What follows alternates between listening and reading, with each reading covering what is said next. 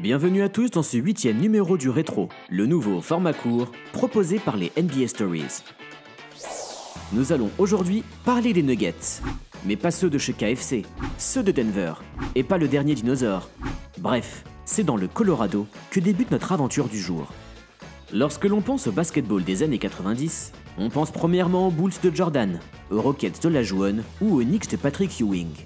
Pourtant, c'est bien à Denver que l'une des plus belles histoires de cette décennie s'est produite. Portés par Alex English, les Nuggets s'étaient imposés comme l'une des meilleures équipes de la conférence Ouest des années 80.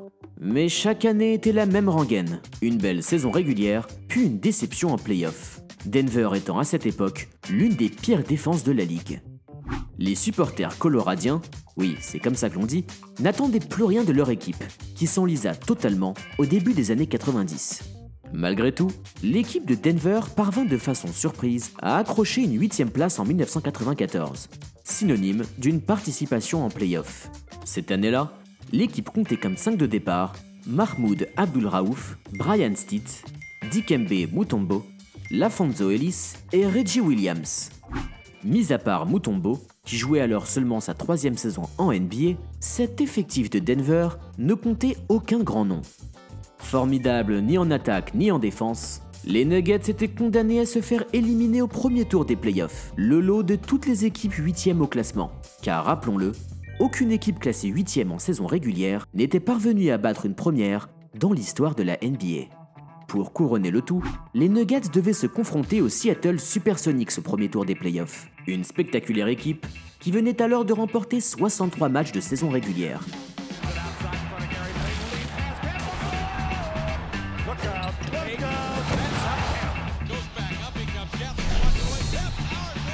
Cette année faisait suite à la première retraite de Michael Jordan, et les Sonics étaient avides d'en profiter en remportant une bague.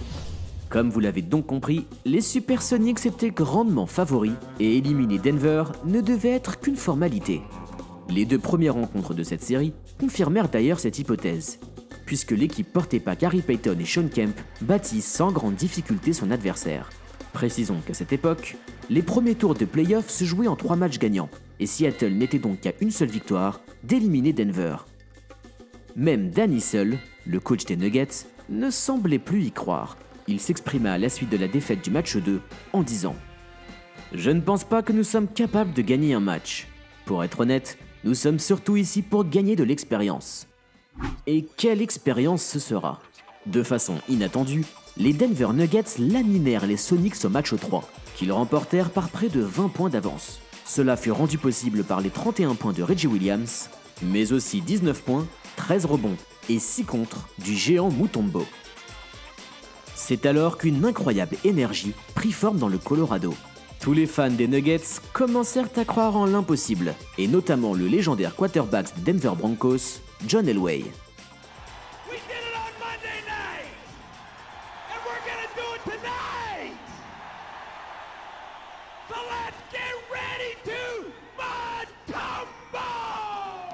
Totalement métamorphosés, les Nuggets étendirent le match 4 jusqu'en prolongation, où les Sonics ne marquèrent que 3 petits points.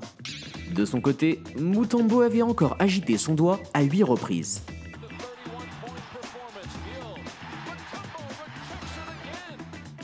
Danny Seul s'exprima cette fois-ci en disant « Je crois que mes gars n'avaient pas compris qu'ils devaient être nerveux.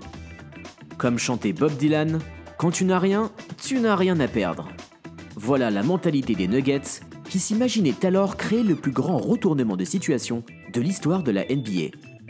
Mais le plus difficile était encore à faire pour Denver, qui se déplaçait dans l'enceinte en fusion des Sonics. Les fans de Seattle s'étaient trouvé un ennemi du nom de Dikembe Mutombo, qui leur répondit en disant « Personne ne m'invite dans sa maison, je m'installe par moi-même et je m'y sens comme chez moi. » Culottés aussi bien sur les parquets qu'en dehors, les valeureux Nuggets réussirent encore une fois à tenir tête aux puissants Sonics. Et voilà que le match 5 s'étendit une nouvelle fois en prolongation. Rappelons que ce duel était couperé et que le vaincu prenait donc la porte. Mutombo fit encore la loi dans la raquette, en captant 15 rebonds et en compilant 8 contres. Mais c'est l'apport de joueurs moins notables, comme Brian Williams, qui permit à l'équipe d'accrocher la victoire 98-94. Héroïque. Nul autre mot pour décrire cette équipe de Denver qui venait alors de créer le plus grand exploit de l'histoire de la NBA. La photo de Dikembe Mutombo, ému aux larmes, est devenue l'une des plus iconiques de cette époque du basketball. La performance du géant congolais est d'ailleurs historique lors de cette série de playoffs, puisqu'il a compilé la bagatelle de 31 contre en seulement 5 matchs. Pour de nombreux observateurs, la démonstration de défense de Mutombo a été l'une des performances les plus dominantes de l'histoire des playoffs NBA. Si l'exploit d'éliminer les Sonics est resté dans les mémoires, la suite des événements est malheureusement trop méconnue. Car au tour suivant, les Nuggets devaient se défaire du Jazz, de John Stockton et Karl Malone. Favorite, l'équipe de l'Utah creusa un écart de 3-0 avant de voir les Nuggets revenir à 3 partout. Décidément adepte des retournements de situation, il manqua très peu à Denver pour créer un nouvel exploit, et la bande à Mutombo s'inclina finalement lors du match 7. Après cette saison 1994 miraculeuse, une combinaison de blessures et mauvais choix du management empêcha l'équipe de poursuivre son ascension. De façon incompréhensible, l'organisation des Nuggets laissa en effet Mutombo partir gratuitement en 1996. Quel dommage, car si cette équipe des Nuggets n'était pas la plus talentueuse de l'histoire, son cœur énorme pouvait la porter n'importe où. Depuis l'exploit de Denver, seules 4 équipes classées 8e ont réussi à battre une première.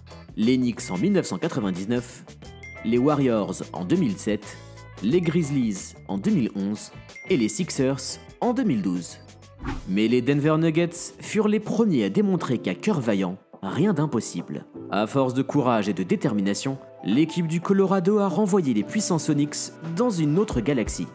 La moralité de ce récit épique est qu'il vaut souvent mieux faire confiance à soi-même qu'aux pronostics des autres.